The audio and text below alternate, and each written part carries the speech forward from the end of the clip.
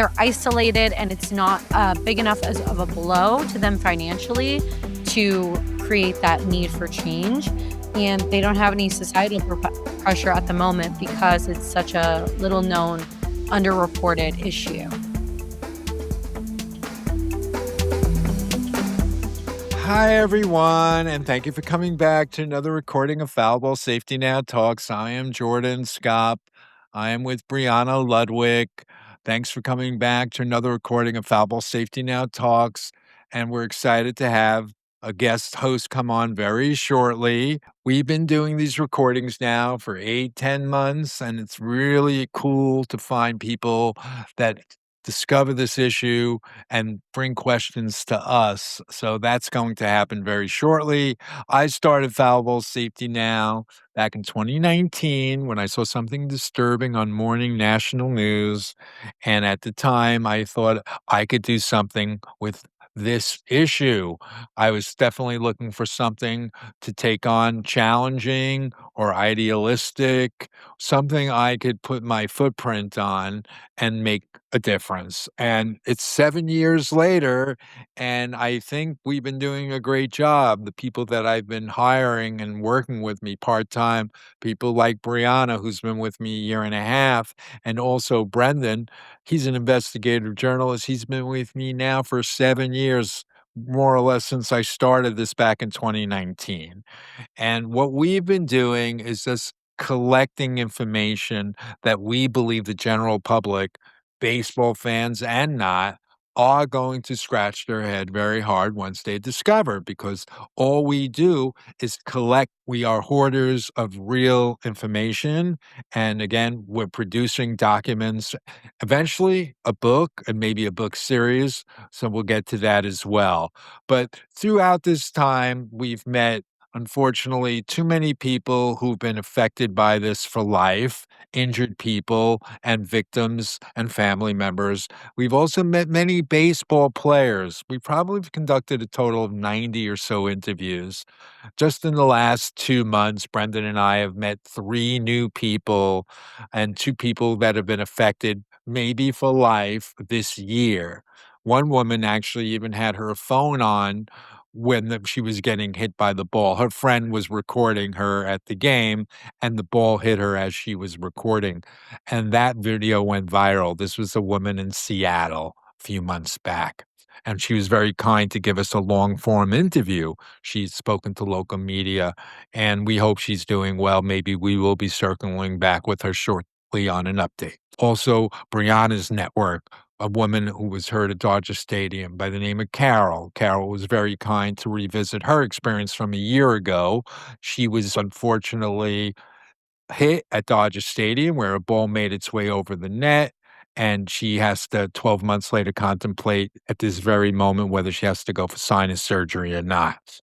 And she's very kind to potentially be part of these recordings with us in the near future or attend a conference, which I'm trying to plan in Los Angeles near where she is, and she could be a guest with me in front of a lawyers association or other group. So that's gonna be interesting. It's great to get people that have been hurt that wanna be spokespeople. A lot of people that I've met along the way, they don't really want to be spokespeople, but they're kind to share us our stories. So we believe there's definitely attention that's needed 2026 for sure throughout professional baseball, and we're not just talking 30 MLB clubs, we're talking 120 of their affiliates. Many of these 30 billionaire teams are also owning many of those 120 teams. They all have their 4 affiliates, and even if they're privately owned and these teams don't have much money, the billionaires of the 30 teams are paying the salaries of all of the 120 teams. So there's a direct connection and affiliation. MLB is counting on the development of these younger guys. It's a big investment. The least they can do is protect people inside and outside ballparks. I say outside because a place like Modesto, California, you guys will see on the website at Foul Ball Safety Now, a lawyer had called me about a year ago in the spring and suggested we can help them with their upcoming lawsuit. Turned out we didn't help them that much. We learned their case was settled a couple of months later. A woman standing outside in a ballpark, an affiliate of the Seattle Mariners at the time, and this is no different from maybe 169 other professional ballparks where balls are clearly making their way to the parking lot on a regular basis and definitely hitting pavement, window, and in this case, a lady in the head. And there was no sign that Modesto made any changes in 2023 because I even wrote 3 letters to the Modesto newspaper in 2025 when discovering that people can go to the website Unknown Modesto. And why are people walking around Modesto and 169 other places where one or many balls are hitting the pavement or other things in 3 or 4 hours? And now we're learning about many other levels of baseball because parents are calling me from different cities, their own homes, high schools. Homeowner in Illinois called me recently. He's been having this issue for a decade. His kids don't have free reign on their property because during practice and games, balls are going to be potentially hitting their kids. We also got a call from a high school in White House, Tennessee, and a high school parent said they can't have soccer and baseball going on at the same time. How can I help? And I was like, I'm glad you're speaking about it. So I do believe there's change in every zip code, but it really starts effectively with the conversation. I feel like the billionaires have disrespected us ever since the baseball rule came into effect since 1913 because they knew the inevitable would happen. And that means protecting them from liability. If you're coming to the game, you're coming at your own risk, and they're not going to cover the bill if you get hit by a bat or ball. And it's been delivered to us in microprint when it was on the hard ticket. Now it's even harder to find the microprint because you got to go searching on your e-ticket. And it's never been really respectfully delivered. And if it was, certainly since a 14-year-old boy got hit in 1970, I believe regulators would have been on the scene. They would have brought their own architects, engineers, and designers in and would have dictated exactly how implementation works, exactly where the risks are, where the risks are not. People like Brianna could drive up to Modesto with her 2-year-old child and not worry about where to park and where to go in and have a snack and go and come out and feel like there was no conditions and strings attached. I want that to be a reality. Unfortunately, it's not. Every year there's new entries. And then on the college level, we're learning about that when a Queens College student found me a little over a year ago. And he said, "Hey, Jordan, we're worried. Our balls are making their way over the side. There's a public school next to the Queens College, and they're worried." And I said, "That's legitimate. And people can discover at Foul Ball Safety Now, a handful of letters written to Queens College and now the NCAA, and we're telling them we know that there's a compromise going on. Student athletes have a desire to play the game free and clear. They should. Unfortunately, I believe they've been passed down that silence, that compromise of not being able to play the game free and clear. And we need to finally discuss this matter firsthand. Brianna, how are you? Doing great, Jordan. Excited to dive into this conversation today. I think it's so important that we use our voices to bring positive change to the world, and that's what we're doing today. So, without further ado, I'd love to bring on our guest host for the day. He is an actor, voiceover artist, and philanthropist. Welcome, Nate Cole. Hello, Brianna. Hello, Jordan. How are you today? Doing good, Nate. Really appreciate you taking the time. Fantastic, fantastic. So I have been listening to the podcast here. I am excited because this is a very interesting and very serious topic. I mean, I didn't think about it, going to the games and things like that. My first game was last year, and I sat right behind the umpire, and we did have a net, but I did notice the net didn't go all the way around and it doesn't go all the way down. So, but first, before I get to my questions about, the Mhm. nets and things like that, I just want to ask you because this is very important, and I'm just wondering what inspired you to cover this story. Like, what was it? Something that was close to you, or a friend or family member, or what was it? Just personally. Just seeing the news at the time, it dawned on me. I revisited a few, moments in my mind when I felt like I was in harm's way or when I was nervous. 2 times that I could recall, one time in 2006 at a playoff game, big game, Mets and Cardinals at Shea Stadium at the time, and the only ticket I could get happened to be an expensive ticket, and it was Mm. very close behind the dugout where there was no netting at the time, and I was sitting next to a pretty famous guy, Jerry Seinfeld, for that particular game, and I was very close. I was the closest I had been, and I was definitely feeling nervous because 'cause I'm knowledgeable about foul balls and deflections and, you may not have a chance. So I was definitely very sensitive to the matter. Other people next to me could have been carefree and unconditional good times and fun attitude, but I just felt a little more nervous. Another time, I was in Brooklyn, New York, in Coney Island with a group of people, young and old, years earlier, back in like early 2000s, and a ball just comes flying over the side. And we were with a group of people, young and old, and a young person with gets smacked right in the forearm and left a big mark on his arm. We didn't take him to first aid. He seemed to be okay, but that could have been a facial thing. And we just thought that was really crazy.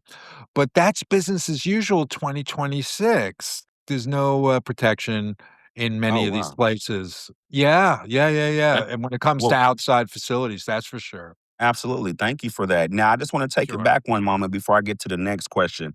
of You were course. sitting by Seinfeld. You paid for a Yes, ticket. Now, it doesn't matter what ticket you paid for, but you said that you paid pretty much a good dollar for that ticket, I only did. to be there and be uneasy.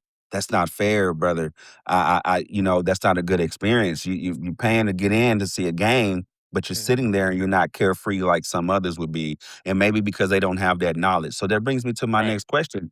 Are there any signs that even warn people about these balls that could possibly pop off and come back and, for lack of better terms, change their lives if they get hit or Yeah. something like that? Are there any Uh, signs? yeah, that's a great question. There could be a sign in some places. They may have signs right on the back of the seat that you're sitting in front of. In back of, and even on your cup holder or in that area, please be careful. But the last I checked, Nate, we're not action figures and superheroes. We're really not meant to get out of the way of those balls. So by them telling Ah, you once you're already planted in your seat, why didn't it start a long time ago, or certainly at the kitchen table so you can make an informed decision? absolutely. Thank you for that. And again, that was just me asking to see was there at least any warning signs. But again, you're right. We're not action figures and heroes or things like that. So, that's still not the best design for safety. So let's move to my next question. Thank you for answering that. Sure. Uh, Again, what was the most surprising thing now, Jordan, that you learned while reporting on baseball related injuries? Like what stood out? What was the most surprising to you? I mean, there's a lot. We were discovering a lot of things. 2 things that came to my mind in a flash, I'll just jump at those 2 things.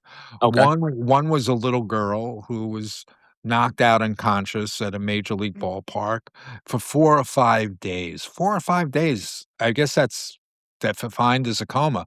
Brendan and I interviewed her, and she was about 9 at the time, maybe 10. Now she's in her 30s and she's a parent of 2, and she's reflecting on that experience with us, and she still has post-neurological issues, psychological, she shared, and physical and emotional. She was saying what it's like being herself today. She was very nice to be open and honest with us. A pediatrician that I found through a network introduced me to her. She told me things like, after the team invited us back, that's basically what they do. They don't change the issue and fix the problem right away. They just give you free tickets and they hope won't be bitter anymore. So please come back.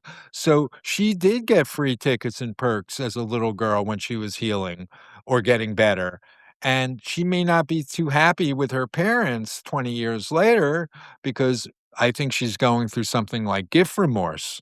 because she may be upset with her parents for her parents not stepping up and saying, "No, we don't really care about the tickets. We want you to address the issue so it doesn't happen to anyone else." That's my interpretation of my conversation with her, and certainly if we put her quote in the book, because we have 90 interviews, not mostly not victims, 20 victims and family members, 30 baseball players, guys Brendan and I have reached out to, that also have a lot to say about the issue when they were playing then or if they're playing currently. So that was one, and then the other one was, Linda Goldblum. I'll mention her by name. She was unfortunately struck at Dodger Stadium in 2018, and she died a few days later, and Yeah. her husband, Irwin, he came to 7 of my virtual press conferences. He came to all of them. He was very nice, and we got some major media for a few weeks. It was interesting. People Magazine, Forbes, Boston Globe, LA Times. So they're up at the website of Fallible Safety Now. Everyone's very nice and kind to join us. It was maybe 4 years, three years after his wife had been struck. She got hit at Dodger Stadium in August of 2018. She was in the Loge level. Now, this is August 2018. She gets hit. She dies a few days later.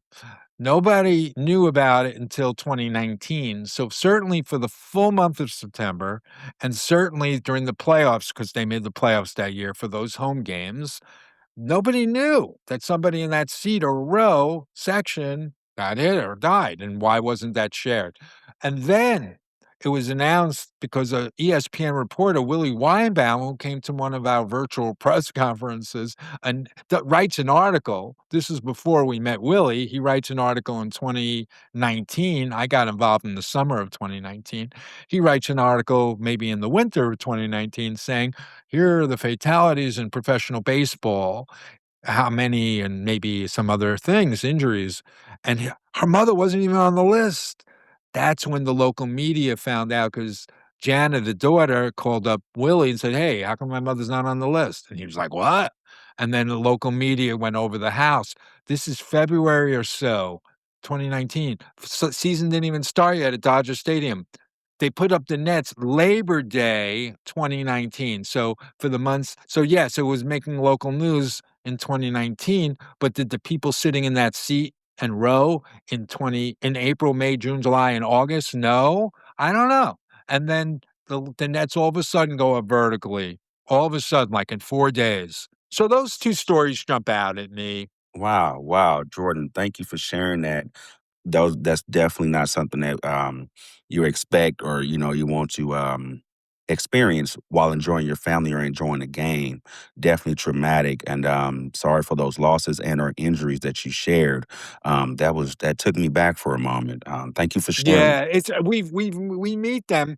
People are changed. So another one was a lawyer who I know now all this time. She introduced me to her girlfriend, who happened to be a little girl at the time in 1979, teenager, 14. Her name is Jenny. Jenny was very kind to revisit the experience with Brendan and I, and she spoke about how she was blinded and told us years later when she's a mom, her 8-year-old is playing Little League, and her 8-year-old eventually quit baseball. But based on the interview we did with Jenny, I got a sense that Jenny was making her child nervous, and maybe he didn't want to make his mother nervous. And maybe that 8-year-old is now 30, and maybe he doesn't want his own child playing the game because of what happened to the grandma or the grandmother. So it's a Mhm. generational effect. These families will not have any baseball normalcy. More than 99% of people will continue going to games thinking wholesome apple pie, unconditional good times and fun. But I have something on the website called the Less Than 1% Injured Club. And if there's 100 million baseball fans, I don't think there's been a million people over 100 years with life altering experiences, but there have been thousands upon thousands upon thousands. And every year there's new entries, and nobody went to the game, to the parking lot, or the inside experience thinking that their lives would be changed. Most people are going there thinking, no worries in the world. It's gonna be a great day. And I like you said earlier, I was on guard because maybe I had a little more knowledge, but there was other people next to me eating cotton candy, kids playing patty cake, and not a care in the world. And should have they been there to begin with, even if they're staring without blinking like I am, doesn't mean I would have gotten out of the way. I could have been taking, a sip Exactly. of a drink at the time, or eating a snack, or yawning, or sneezing. Whatever it is, we're not there to stare without blinking. That's not what we're supposed to be doing. We should have tender moments with our caring people that we care with. We should let the kids play patty cake. Anything should go. We're not action figures and superheroes. So when I've heard management say these quotes over the years, why they're detractors on the netting matter, I think they also possess the inside knowledge of just how many foul balls there are, and that's Absolutely. not cool. Are these incidents more common at youth, high school, college, or professional games? We're just getting wind of what's happening on the amateur level, on the high Okay. school level. We've been spending like 6 years just concentrating really on a couple 100 teams in the minor leagues and MLB. And when the Queens College student found me and then other parents started calling me, I'm like, well, it probably affects all zip codes. And we learn, people have come on as guests and told us as players their own experiences inside and outside the ballpark. So that's very interesting. We have also had a general manager on from one of these independent professional teams. And Okay. he was a former general manager. He had a lot to say. So that was really interesting. So we're really just it's scratching the surface here, Nate, and we're Awesome. excited that you want to be part of this. Awesome. Awesome. Great. It Great. My next is Mhm. what do you wish the public knew about this issue besides the obvious? I mean, what do you really want them to know? Well, the obvious would be, "All right, Jordan, lay it on me." And then I would. And then they would be like, "All right, well, now we're in a different position than we were yesterday because now we possess a lot more knowledge." We had a Absolutely. season ticket holder from the San Francisco Giants on recently, and her ending was a very prophetic way of stating, well, thank you, Jordan, for informing us on all of this. We'll still be going to the games, but we'll be looking at it a lot differently now. And I thought that was cool. I mean, the fact is they're not just going to not go anymore. That's this particular family, right? So all I can do is potentially be an influence, hopefully in policy and big picture. Yes. But if I could have anything to do with a family making a more informed decision, all right, thanks, but no thanks. I'm still going to park my car in these smaller places. I'll know where to park, or as opposed to not. There's some places have told me, Nate, it's unspoken not to park there. Unspoken? Right. It's unspoken not to park there because balls are hitting the parking lot and maybe hitting those spots as opposed to hitting other parking spots. We should be told that in advance. Don't Absolutely. disqualify them as being parking spots then if they're not supposed to be parked then. This is all common sense that we finally have to address. Let's just address the realities in all the zip codes, and I believe there are solutions. We had somebody on also recently talking about municipalities and what their priorities are, but I believe if baseball finally stares at this issue in the face, it may not be something that the owners are ready to welcome right now because Mhm. baseball truth matters, inconvenient truth, right? There was a movie about that. We're delivering inconvenient truth, and we want to deliver it in 2026. The fact is, they know it's on the horizon, but they don't want to ever deal with it. But it's sooner or Uh, later, I think they will. They'll have to, because 'cause there'll be enough people like me making more noise, we hope, and it'll make everyone rethink all things past and all things present, and it's not gonna look Absolutely. good. There's no happy ending. It's about how are we gonna fix it today, how are we gonna move on to tomorrow. At least that's my opinion, and my job is just to Absolutely. present. I think it's super important that people understand that in most states, when you go to a game, there is little to no financial recourse for you if something were to happen to you. As soon as you buy your ticket, you are accepting liability for getting struck by any kind of flying object, whether it be a ball or a bat. I think a lot of people don't realize that. So maybe they've seen the close calls and they're like, oh, I'm willing to take the risk, whatever. But I think a lot of people don't realize that if you have, $100,000 worth of dental care or, we've seen a situation where a woman broke her hand and she was complaining about, the bills that came with that. This is America. That's pretty expensive to receive medical care here. You have little to no financial recourse in most states due to the baseball rule. That is quite sad. I mean, truly, I'm listening to that. That's true. That was going to be one of my questions. And taking it back to Miss Linda Dodger and the little Yeah. girl got hit. These Yeah. type of things cause generational trauma. You grow up, something happens to you. You don't want that. It might change your life from going to games. Period. Back to the 1% rule, the 100 million games or whatever like that, and or people or games, and then maybe not even a million have been hit. But in my book, one person is enough for me, Jordan. Like, hey, Right. that's a life changing event for someone, and it's like, at what point does an accepted risk become a preventable tragedy? For my next question, I like to Sure. ask. Yeah, do you think baseball culture has normalized these injuries simply because they've been happening for so long, or like what's going on there? Well, unfortunately, the YouTube and the glorification of these you one-handed catches certainly make the game romantic and wholesome looking, like the father holding the infant and with one hand and catching the ball with the other hand. I saw a home run ball the other day. I jotted it down, something I'm doing new this year because we're just producing content for the archives eventually. We're going to mass produce, we believe, a lot of collection of data that the public is going to be interested in receiving, and we'll just figure out how to package it. But just these images, a home run ball hit, and you see the kid was 1 seat away, because the kid was in front of the mother. The kid wasn't on the back of the mother, it was in front of the mother, and on the lap, right? And the ball would have hit the kid before it hit the mom. It's crazy. And why have we not creating social cues and protocols and discussions and just common sense things?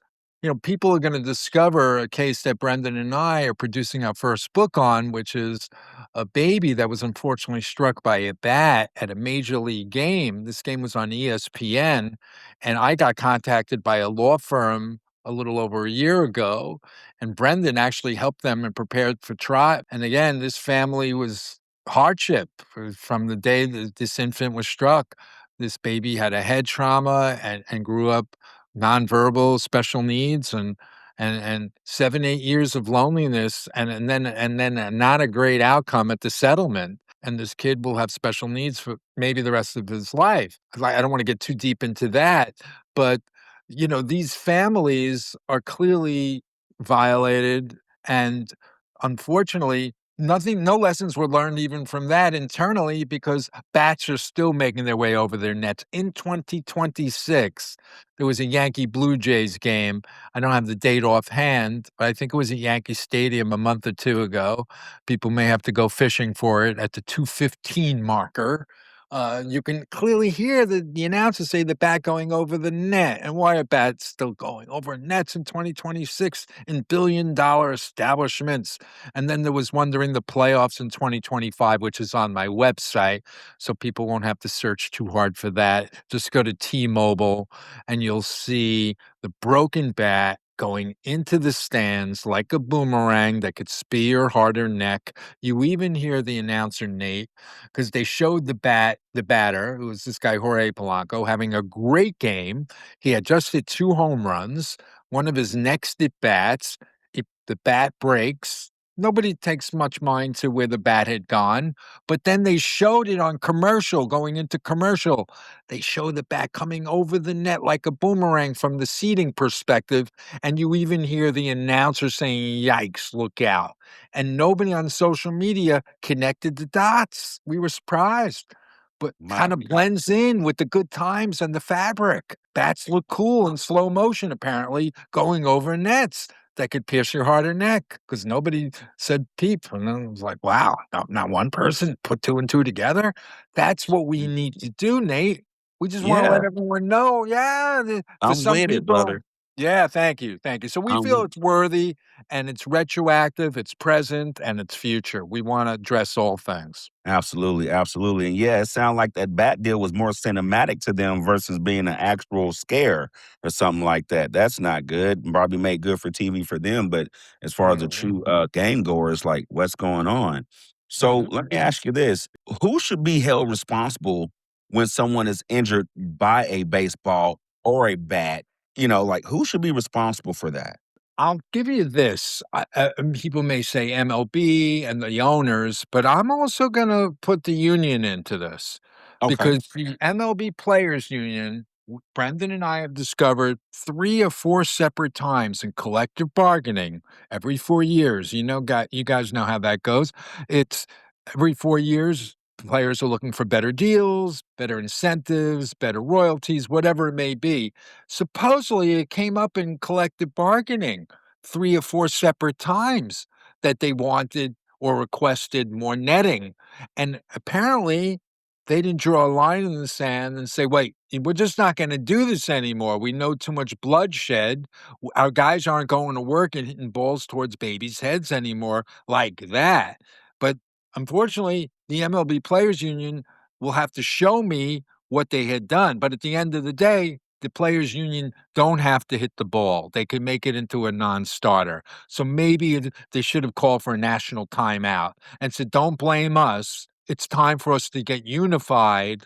And if the MLB isn't going to take this seriously and get a team of architects, engineers, and designers, somebody needs to, because every zip code, certainly a couple of hundred fields."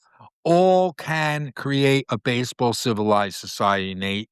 It starts with a dedication. We got to make it happen. It's not the 100K or the 300K or whatever it costs to make that renovation. It's finally addressing what should have been addressed 100 years ago when baseball got this thing called the baseball rule and was recognized in most states. So they knew the maiming and the worse and the killing could happen and they wouldn't be exposed to many lawsuits. And that's basically the legacy.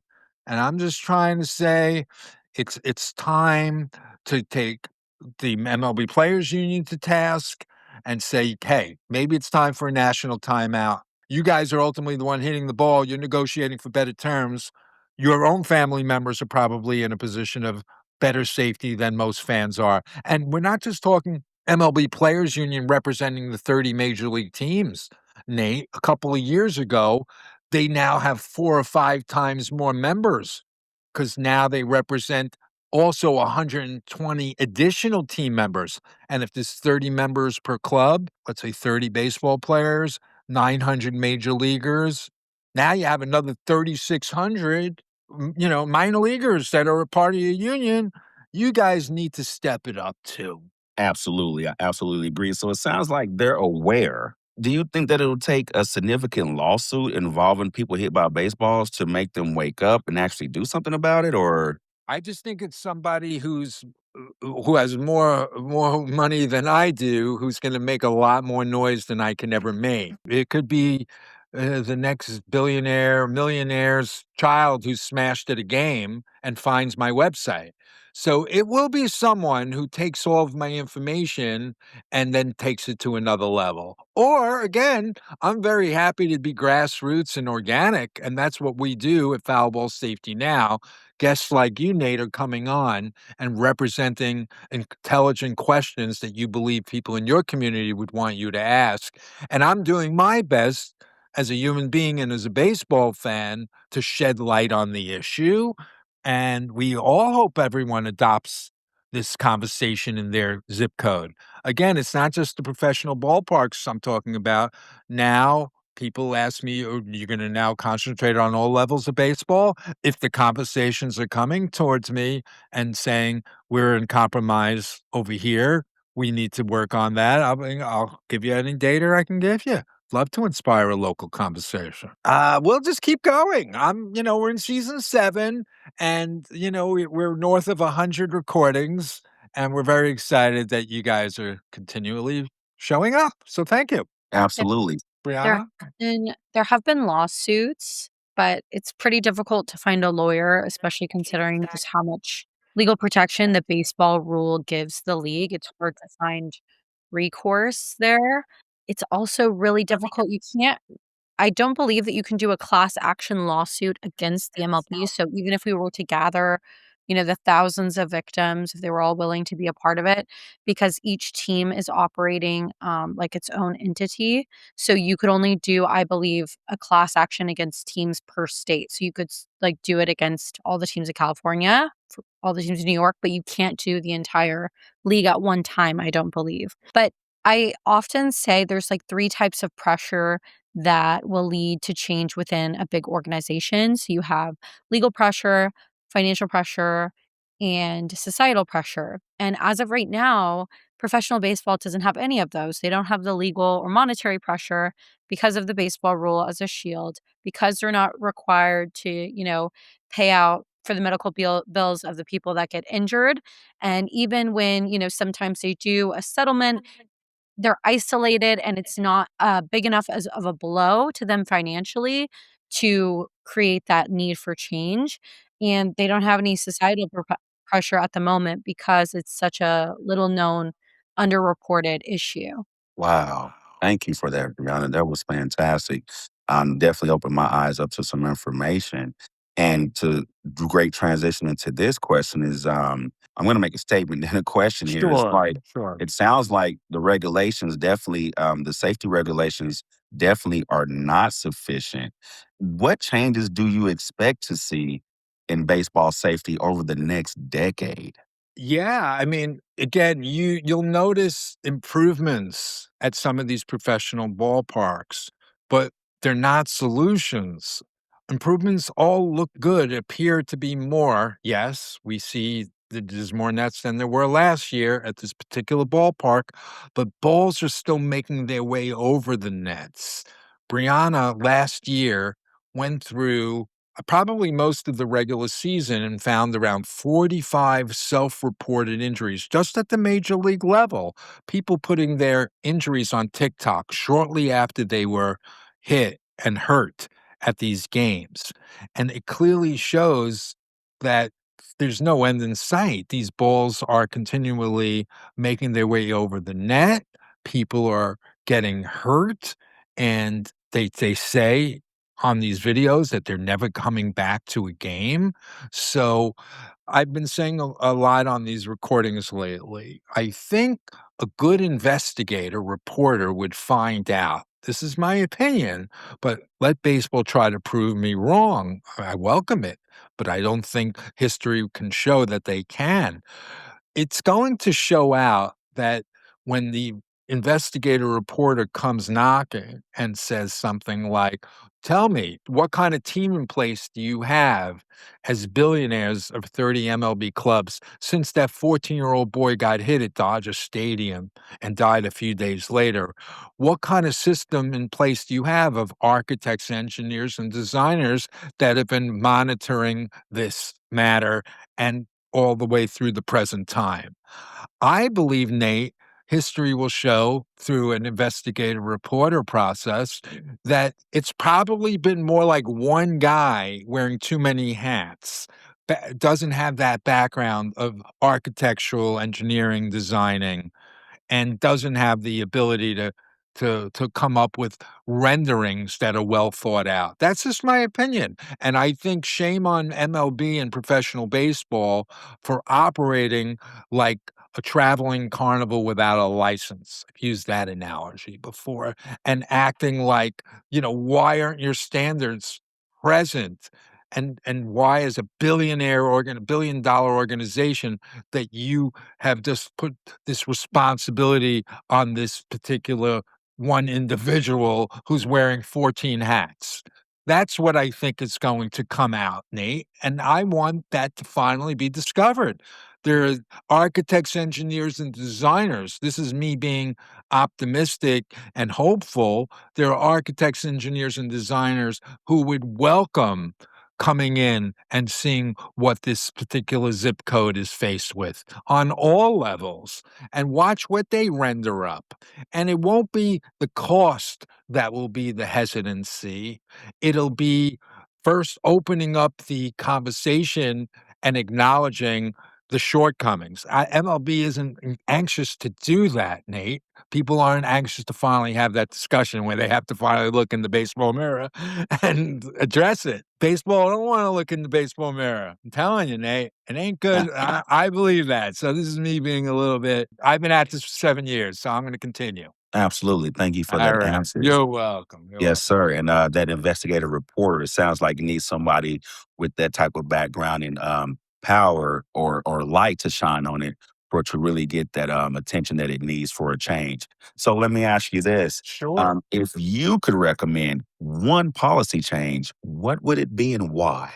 Well, it would be abolish the baseball rule ASAP because all of a sudden, all states would be exposed, all kinds of situations that'll come, the inevitable injury. We all know it's not a matter of if, but it's when. People can retrace their steps. All they have to do is look at Exhibit A1. Brendan and I incorporated research from a report from 2019 in 2025. You'll see it demonstrates just how many hundreds of thousands of balls are coming at professional baseball games throughout professional baseball. And it's 2,460 MLB games or 2,430.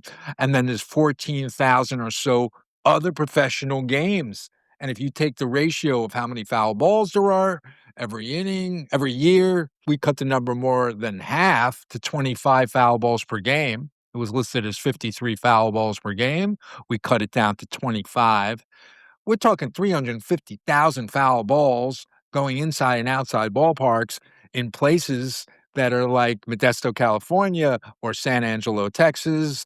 A woman I mentioned, I know you're in Texas, a woman with a doctor's wife was unfortunately struck in San Angelo and she died. That was inside the ballpark. But all of these hundreds of places have seems to be all exposed parking lots and neighboring fields, and balls are flying inside and outside and hurting people. So clearly, active Congress would finally get that team of architects, engineers, and designers on board, and they would tell MLB, "This is how your house will be fixed before you allow anyone else in." And there'll be age limits, and there'll be discussions on where the risks are. And if you're 18 and older and you have the attitude, or 21 and older, and you have the attitude like you want to run with bulls in Spain and you want to potentially take line drives to your neck, well, it'll be disclosed that way. And then you're welcome to take that line drive to the neck or your face. But it just Right. has to be a discussion and sets of standards. And now, no more legacy of microprint and no more legacy of now, even harder to find things that you're never addressing as pressing. Maybe we need to look at this matter. And then when you get to the game, it's already too late. We're not action figures and superheroes. And Absolutely. that's sort of where we're at. Okay, sure. Yeah. I just got a couple more questions. Thank you for Sure. that You're welcome. great response. And it sounds like with the math that you did with the 300,000 or 356, there's definitely a high propensity of foul ball injuries. Even though, it's not that many to the people who think it should be a lot to make a different a stance on it. It's definitely a high risk. With that being said, what advice would you give someone attending a baseball game for the very first time, Jordan? All I can say is there's a season ticket holder that we just had on recently, and they were very informed. She was more informed than she had ever been about the issue after our recording together. And she said to us at the end that she's going to continue to go to games, almost like thanks, but no thanks. But she was very grateful for being part of the recording experience with us. Her husband's a season ticket holder. Her husband will continue to go to games. She may go occasionally with him or not, but as a family, they will be more informed than they ever were. They were exposed to all of the realities that we presented. And to somebody going to a game for the first time, it's very hard to say what advice I would give them. I wanted Brianna to see a video today. There was a group from Norway. They were here to watch some of the World Cup.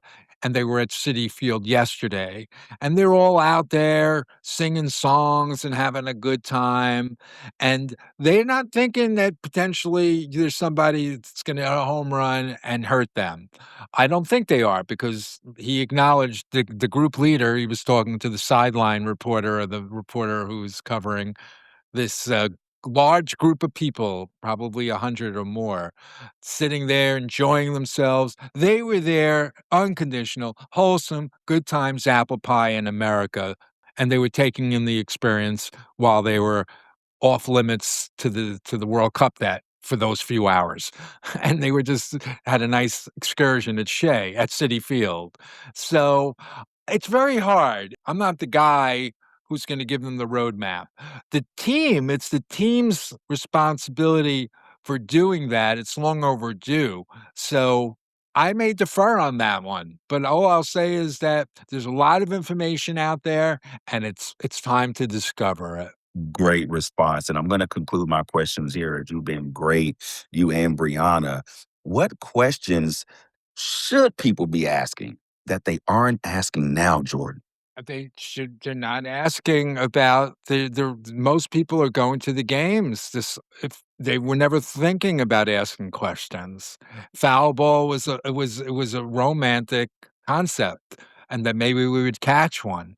Even near misses never got people scrambling out of their seats and to the exits because maybe you've experienced or I've experienced a line drive that popped the popcorn or popped the beverage and it exploded and everyone had a nervous laughter, but nobody left. So even near misses, and when people discover just how many near misses, they're going to realize, I think they're going to realize on their own, it's similar to walking down a busy street in New York or another busy city, high rise. Many boulders are coming down every week. Why are they walking down that street if many boulders are coming down every single week? It's predictable, Nate. This is part of the deal. And if one was predictable in that week, that road would be closed off. But we're living in a society where hundreds of thousands of near misses, some going at 100. And again, baseball knows the data, Nate, and they could equate all that report that Brendan and I incorporated, Exhibit A1, into, oh, we don't want to look in the baseball mirror. Well, it's inevitable you should because we have the presentation to you and you've been tracking the exit velocities for the last decade or two. And this research was based on major leagues, but it's the same dimensions in all the professional other leagues. You could definitely apply that data very simply and connect dots. People will retrace their thoughts and their memories once they decide they're welcoming our information. We're confident about that. And that's what inspires me, Nate. You're here, and we're just going to have a library that's accessible at some point. We have some up right now, and you're part of this discussion with us. We appreciate you being here today. I'm absolutely ecstatic and thankful to be here today to, put a magnifying glass on this situation to people in my demographic and across the globe. Hopefully, this conversation will spark the interest for people's awareness for their safety while visiting, enjoying America's favorite pastime. You've been great. Appreciate it. What do you have, Brianna? Yeah, Nate, as an aspiring actor, what do you think makes a story resonate with people? And how can we translate that to this story and make this story resonate? Great question. So most of the time for me, it's when I can dig deep into like my own past or something like that, and pull emotion from something that I've actually went gone through. That is kind of relevant to the role that I'm entering in. For something like this, as far as foul ball, it would definitely take interviews with people who have, been injured and also get a view from all sides and then sort of give that view from all sides from people who don't know to people who do know and then to the players and team owners and the actual field maintenance people or the facility. You want to get all those different views and aspects. And then that way you can, build a great script that you can give out to the people, but ultimately highlighting the fact that we're talking about a foul ball, not something that you're hopping to catch up, but something that could possibly change your life. And once you dig into that and get those aspects and reach back into some pain, where, something has happened, it's sort of like a freak accident, if you will, it helps build that character as an actor. And that formula helps create a great script or an outcome, a visual for people to take a look into. Thank you for that question. That was great. That was terrific. And again, there are different mediums and different ideas that people are putting in front of us on how to get the messages out there. But the fact is that people like yourself, you're getting caught up on the website. You're coming at this as inquiring minds want to know. Most of our guests are getting exposed to this more than they ever had just from our first call before we agreed to these recordings. So we want to thank you again, Nate. And Brianna, thanks as always. And we'll do it again soon, everyone. Thank you.